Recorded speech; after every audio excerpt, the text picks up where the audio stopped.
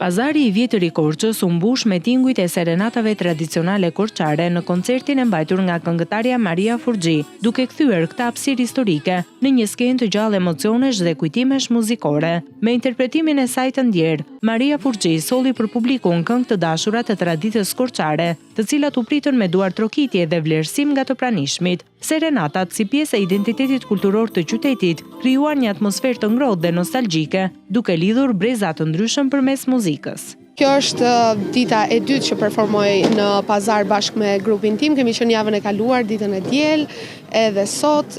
Atmosfera përgjithsisht ka qenë shumë e mirë, ka pasur shumë lëvizje në pazar. Kemi ndërthurë një repertor që ti përfshinim si për gjithë njerëzit. Domethënë kemi nisur me serenata korçare, edhe kemi vazhduar pak edhe me 2-3 këngë shkodrane, këngë të lehta shqiptare përgjithsisht.